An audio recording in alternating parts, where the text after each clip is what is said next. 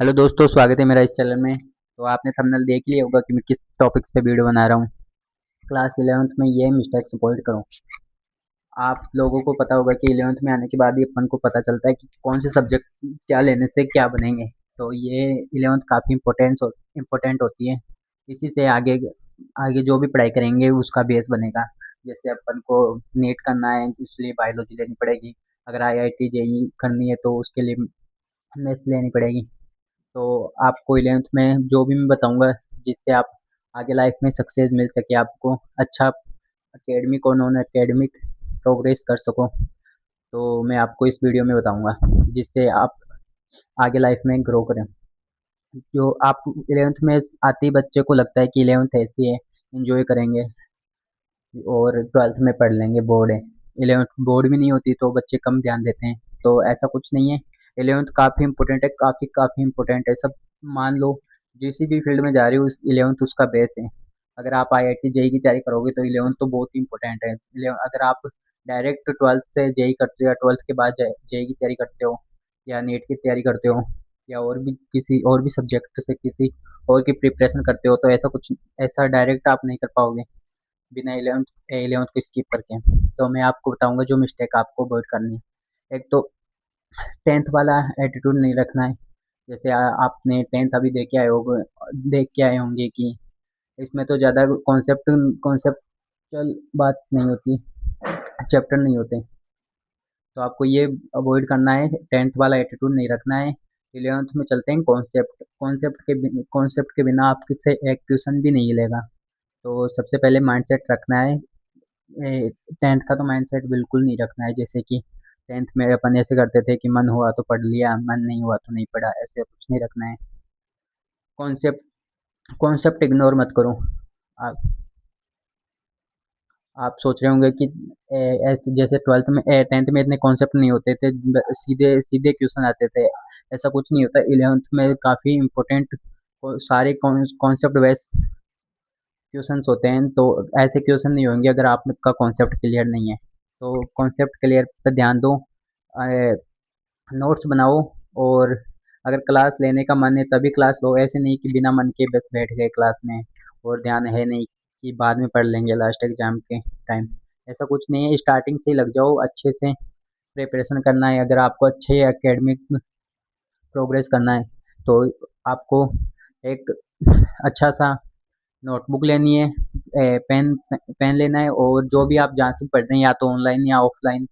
आ, कोई तो 11th से बच्चे IIT जेई या नीट की प्रिपरेशन करने करने लगते हैं, तो उसके अकॉर्डिंग आप नोट्स बनाइए और कॉन्सेप्ट पे ज़्यादा ध्यान दीजिए। अगर कुछ समझ नहीं आ रहा, क्लास चल रही है और फिर भी आप लिखे जा रहे हैं, तो उसका कोई फ़ायदा नहीं है। पहली बात तो आप कॉन्सेप्ट क्लियर करो, उसके बाद ही लिखना स्टार्ट करो। और कल से स्टार्ट करूँगा, ये एटीट्यूड छोड़ दो, कल से पढ़ेंगे, ये बिल्कुल ही मत रखना। कल से फिर बैकलॉग हो जाएगा। अगर आज आपने क्लास मिस कर दी ये सोच के कि कल ले लेंगे, उससे पिछले जो पढ़ा है वो समझ नहीं आएगा, फिर अगला भी समझ नहीं आएगा, ऐसे फिर बैकलॉग होता जाएगा, बैकलॉग का माउंटेन बन जाएगा। तो यह है कि क्लास के अकॉर्डिंग चलो। बाय चांस हो सकता है कि आप बीमार हो गए, वो उस सिचुएशन में तो आप क्या ही जाओगे कॉलेज या कोचिंग। तो उसमें उसमें आप अवॉइड कर सकते हो क्लास जाना। और बाकी ये कल से पढ़ूंगा, ये एटीट्यूड 10th तक हो गया। अब तो स्टार्ट करो सीरियसली। अगर आपको सीरियसली पढ़ना है या बड़े कुछ भी जो IITN बनना है, NITN बनना है, डॉक्टर बनना है, या फिर जो भी फील्ड में जाना चाहते हो, XYZ, के लिए अकॉर्डिंग तैयारी करो। और फ़ोन का एडिक्शन मत लगाओ। आपने नोटिस किया होगा आजकल तो फ़ोन का बहुत ही एडिक्शन हो गया है। बच्चे इंस्टाग्राम पे लगे रहते हैं, 6-7 घंटे, 8 घंटे ऐसे चले जाते हैं रील देखने में, शॉर्ट्स देखने में। तो मोबाइल फ़ोन को अवॉइड करो। कि हाँ, कोई ऑनलाइन क्लास लेता है तो जितनी क्लास ले उतने ही टाइम यूज करो, बाकी रख दो फ़ोन को। फ़ोन से ज़्यादा डिस्ट्रैक्शन होती है। तो आपको पता ही है आजकल फ़ोन से कितना डिस्ट्रैक्शन होती है। तो फ़ोन को अवॉइड करो। तो जितना यूज़ ले सको, कम से कम उतना ही यूज़ लो। अगर आप ऑफलाइन पढ़ते हो तो फिर क्या ज़रूरत है आपको, तो ज़रूरत ही नहीं है फ़ोन की। तो फ़ोन तो पूरी तरह अवॉइड कर सकते हो आप।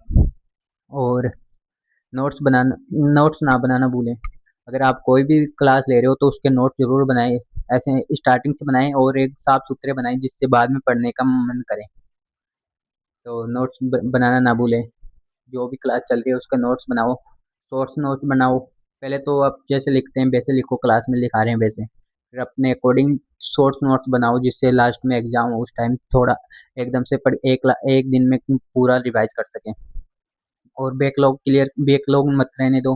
मतलब आज आपने क्लास स्किप कर दी, फिर कल का पढ़ा दिया। कल की क्लास में जो पढ़ोगे फिर पीछे वाला रह जाएगा। तो ऐसे बैकलॉग नहीं रहने देना है। और फर्स्ट और ऐसे रॉन्ग फ्रेंड मत बनाओ। आपने कई फ्रेंड देखे होंगे जो अब टाइम पास करते हैं, वो सोचते भी नहीं आगे के बारे में क्या करना है। तो आपको फ्रेंड भी सोच समझ के बनाना है। ऐसे फ्रेंड सर्कल में रहो जो आगे आपको सपोर्टिव रहे और आप अपने लाइफ में ग्रो करने के बारे में सोचें और आपको सब हेल्प करें।